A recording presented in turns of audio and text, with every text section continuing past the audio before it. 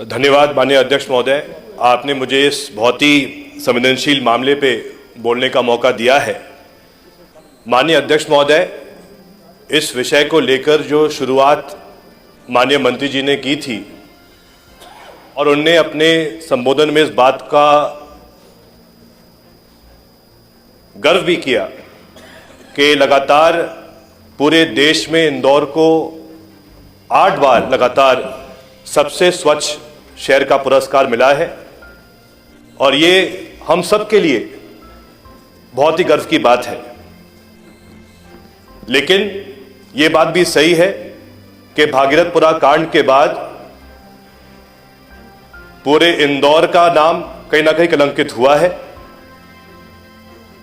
और अगर हम इस बात पर विचार करें कि हर बार जब सबसे स्वच्छ शहर के पुरस्कार के लिए अधिकारी के साथ इंदौर के महापौर और विभाग के मंत्री भी दिल्ली पहुंचते हैं, तो फिर जब भागीरथपुरा कांड जब हुआ तो फिर वही महापौर पर कार्रवाई क्यों नहीं हुई?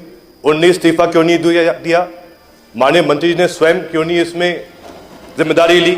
एक बार तो आप भी पुरस्कार लेने गए थे। तो जैसा मैंने कहा, लेकिन मैं मंत्री नहीं था अभी। लेकिन जैसा मैंने कहा कि ये बात शायद बात नैतिकता की है कि जब भी कोई पुरस्कार की बात होती है तो नेता लोग सामने आते हैं, लेकिन जब बात जिम्मेदारी की होती है तो अधिकारी को सामने किया जाता है, मंत्री उनके पीछे छुप जाता है या महापौर उनके पीछे छुप जाता है। माननीय अध्यक्ष महोदय, स्थगन को क्यों ग्रहण करना चाहिए है, मैं इसमें आपको एक बात आज ही कहना चाहूंगा।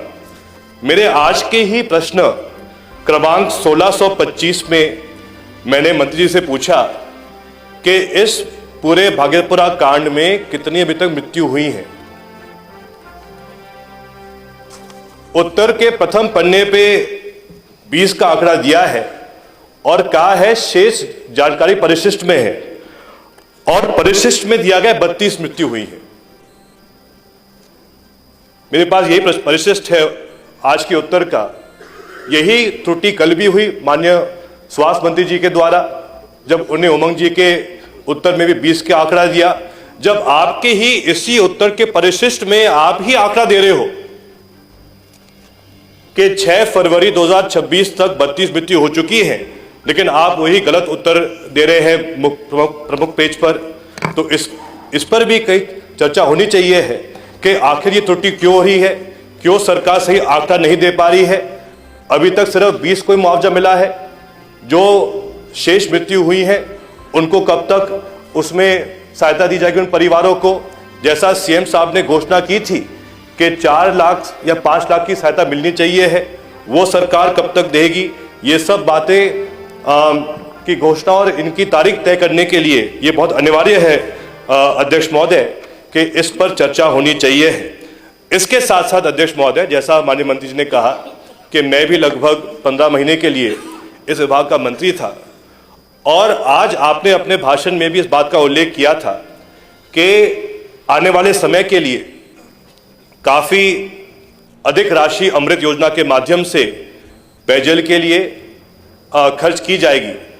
लेकिन अध्यक्ष महोदय, प्रश्न ये नहीं है कि हादसे के बाद हम क्या करेंगे, प्रश्न ये है कि हादसे के पहले हमसे क्या गलती हुई जिसके कारण ऐसी घटना हुई। और इस विषय को लेकर मैंने कुछ अध्ययन किया था अध्यक्ष महोदय, और जो मेरा अनुभव भी था जब मैं इस विभाग का मंत्री था कि 2014 और 2026 के बीच में, कृपया समाप्त करिए, जो काम अमृत योजना का हुआ था जिसपे खर्चे लगभग अकेले मल व्यवस्था के लिए, मल निष्पादन के लिए और सुएज के लिए लगभग 2000 करोड़ रुपए खर्च किए गए, सुएज के लिए अकेले इंदौर में। और इस भागीरथपुरा के पूरे हादसे में भी मल का पानी ही घुसा है नर्मदा पाइपलाइन के अंदर। इंदौर नगर निगम की प्रति वर्ष की बजट जल आपूर्ति को लेकर और पाइपलाइन सुधार को लेकर 1 साल की बजट मध्य प्रदेश के सबसे संपन्न नगर निगम की 1000 करोड़ की होती है। तो अध्यक्ष महोदय, मेरा इसमें यही माननीय मंत्री से प्रश्न रहेगा कि आखिर जो अमृत योजना के माध्यम से जो भ्रष्टाचार हुआ है, पूरे काम जो प्रदेश में, इंदौर की बात नहीं है, आखिर अगर आज लखन जी जबलपुर का पानी दिखा रहे हैं, एक ही प्रस्ताव ने ग्राह्य अन्य किया अध्यक्ष जाए या महोदय, नहीं किया जाए? तो इसीलिए ग्राह्य इसलिए किया जाना चाहिए है क्योंकि अमृत योजना के माध्यम से पूरे हर निगम में अमृत योजना का काम सुएज का उन शहरों के लिए हुआ था अध्यक्ष महोदय जहां जनसंख्या 1 लाख से सचिन ऊपर यादव जी। थी। और यही स्थिति अध्यक्ष महोदय, यही स्थिति जबलपुर में है। पूरा हुआ। एनजीटी ने कहा है अध्यक्ष महोदय कि चाहे खरगोन हो, चाहे खंडवा हो, चाहे इंदौर हो, इन सब जगह इसी प्रकार की समस्या आई है। तो मंत्री से यही मेरा निवेदन है कि पिछले 10 साल में जो भी काम सुएज का हुआ है उसकी जांच होनी चाहिए है।